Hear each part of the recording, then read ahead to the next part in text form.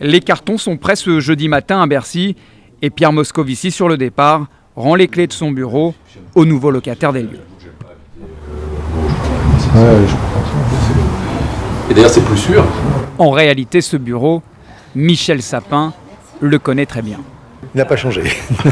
C'est très exactement le même, avec les mêmes fresques, les mêmes mobiliers, même bureau, au sens meuble du terme. C'est pas le même président de la République. Il y a 22 ans, le président, c'était François Mitterrand. Michel Sapin était alors ministre de l'économie et des finances du gouvernement Bérégovoy. Sous le Premier ministre Valls, l'économie, c'est désormais Arnaud Montebourg. Michel Sapin conserve les finances et le bureau du patron de Bercy au 6e étage. C'est le bureau du ministre des Finances en France. Et le ministre des Finances, en France comme dans d'autres pays, ça n'est pas rien. Non, ce n'est pas rien. Illustration plutôt dans la matinée. À la fin de son discours de passation de pouvoir et avec l'accord d'Arnaud Montebourg, Pierre Moscovici cède la parole à Michel Sapin. Chacun s'interroge pour savoir comment Bercy peut avoir deux têtes. Je suis toujours étonné parce qu'on ne pose jamais cette question à nos amis allemands. À Bercy, le nouveau couple entame un mariage de raison. Pour autant, les deux hommes ont très soigneusement tracé leur périmètre respectif. Il faut 50 milliards. Et je sais que c'est maintenant moi qui vais être le principal, j'ose pas dire acteur, mais en tous les cas membre de ce chœur pour, mettre en œuvre ce volet dit des 50 milliards. 50 milliards notamment pour financer le fameux pacte de responsabilité voulu par le président. Michel Sapin, social-démocrate, proche de François Hollande, est donc l'homme des économies budgétaires, le premier interlocuteur de la Commission européenne. Celui qui ira à Bruxelles, l'image de la France, le visage de la France, ce sera moi. Mais je serai porteur de quoi ? D'un langage commun, d'un langage dans lequel chaque ministre, et tout particulièrement bien sûr le ministre de l'économie réelle, le ministre des entreprises, aura son mot à dire. Preuve qu'il est habité par sa nouvelle mission, inverser la courbe des déficits.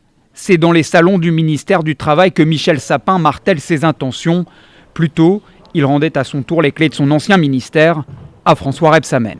Derrière chaque statistique sur le chiffre du chômage, mais qu'est-ce que ça veut dire pour les gens ? Mais c'est pas des chiffres, les gens, c'est des gens qui sont au chômage. Donc c'est vraiment un ministère profondément charnel, c'est ça qui lui donne son ampleur, son intérêt et bien sûr la difficulté. Et de fait, il l'a expérimenté, la difficulté. Le désormais ex-ministre du Travail, Michel Sapin, a été propulsé aux finances malgré la promesse non tenue d'inverser la courbe du chômage. Si la bataille n'a pas été gagnée, elle le sera à terme, dit-il, un brin ému dans les jardins de son ancien ministère. Ici, avec le sentiment d'avoir beaucoup travaillé, avec une équipe exceptionnelle autour de moi, et avec la conviction que c'est aussi en allant sur un autre front, et en le faisant en toute connaissance de cause et en toute cohérence entre nous, que nous allons réussir à faire reculer le chômage.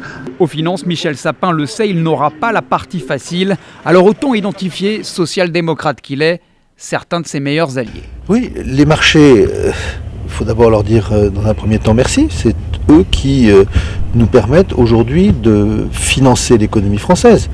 Donner des gages, une assurance vie dans un contexte où Bruxelles et la Banque Centrale Européenne exercent une pression continue sur Paris. Michel Sapin mesure le poids de ses nouvelles responsabilités.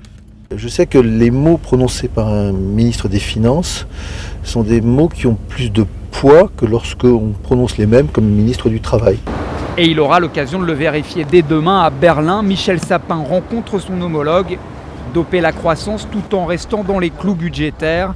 Il doit convaincre que la France est cette fois en mesure de remporter ce nouveau pari.